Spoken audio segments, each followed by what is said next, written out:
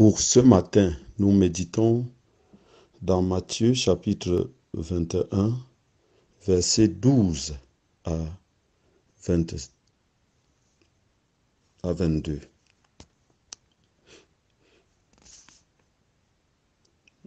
Nous prions le Seigneur. Éternel, notre Dieu, l'heure est venue pour nous de méditer ta parole. Seigneur, fais taire en nous toute autre voix que la tienne. Donne-nous de recevoir ta parole avec empressement. Que ton Esprit, Seigneur, nous éclaire pendant l'écoute et la méditation de cette parole. Que ton Esprit, Seigneur, ouvre notre intelligence et nous permet, Seigneur, de communiquer, de communier avec toi en ce moment. Parle, Seigneur, nous t'écoutons. Amen. Comme capitule de ce texte, j'ai choisi pour nous les versets 13 et 22. Ma maison sera appelée maison de prière, mais vous en avez fait une caverne de voleurs. Tout ce que vous demanderez avec foi par la prière, vous le recevrez. L'herbe sèche, la fleur se fane et tombe, mais la parole de Dieu demeure éternellement. Amen. Jésus purifie le temple profané et donne la vraie raison d'être du temple. C'est le lieu où les enfants de Dieu se rassemblent pour prier, c'est-à-dire pour entrer en communication avec Dieu. La prière, loin d'être un monologue, est un temps de dialogue, de communication directe ou au mieux de communion avec Dieu. C'est un moment privilégié car la prière ouvre le ciel et permet à Dieu d'intervenir dans nos vies. Une vie sans prière est une vie sans puissance. Étant donné que Dieu est tout-puissant, rien n'est impossible à celui qui prie. Rien ne devrait troubler ce moment et les soucis des choses du monde ne doivent pas occulter notre besoin de prière. Mais l'Éternel exauce plutôt la prière faite avec foi et non des prières formalistes faites au bout des lèvres alors que le cœur est éloigné de Dieu ou partagé entre Dieu et les soucis des choses de ce monde. Dieu ne partagera jamais sa gloire.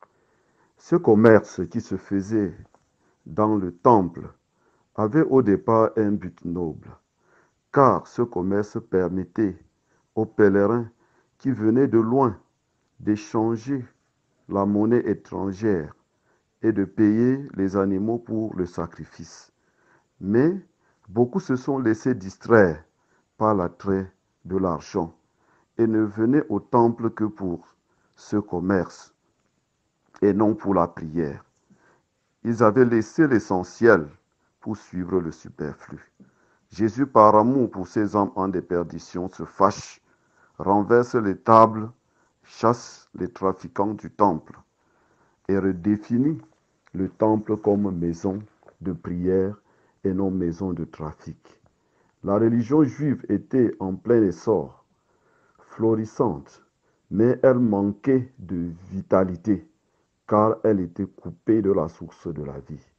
À d'autres occasions, Jésus a dit, « Ce peuple m'honore des lèvres, mais son cœur est éloigné de moi. » Sachons que la patience de Dieu a des limites. Nous devons savoir que l'hypocrisie, la concupiscence, les intérêts personnels, l'immoralité, l'irrespect qui se font dans l'Église provoquent la colère de Dieu. Christ est le chef suprême de l'Église et exige que l'Église soit une maison de prière. Ce figuier maudit est le symbole du judaïsme florissant de l'extérieur, mais qui ne satisfait pas aux exigences du Seigneur. Je crois, bien-aimé dans le Seigneur, que le Covid-19 relève de cette juste indignation du Seigneur contre ce christianisme spectaculaire, mais sans vie. Nos temples étaient devenus des lieux de trafic de toutes sortes, trafic d'argent, trafic de pouvoir, trafic d'influence, trafic des indulgences, lieu de compétition et non de communion entre les enfants de Dieu, lieu de spectacle, de prestidigitation, tout sauf le lieu de prière. par le Covid-19, Jésus a décidé de la fermeture de ces salles de spectacle, ces lieux de refuge des imposteurs et des faux prophètes. Le confinement nous invite, bien-aimés, à sortir de ces lieux de trafic pour rentrer à la maison, car Dieu veut nous rencontrer dans nos maisons. Pas ces maisons faites de main d'homme, car Dieu n'habite pas dans les temples faits de main d'homme, mais il veut habiter dans nos cœurs, car vous êtes le temple du Saint-Esprit. Que ce confinement nous permette de revenir à la maison du Père, qui est le lieu secret de notre cœur, et laisser Jésus nous purifier de nos souillures. Que ce confinement enfante de vrais adorateurs qui adorent le Père en esprit et en vérité, car ce sont là les vrais adorateurs que le Père recherche, ceux-là qui font totalement confiance à Jésus et portent des fruits pour la gloire du Père, selon ce qui est écrit dans Jean 15, versets 7 à 8.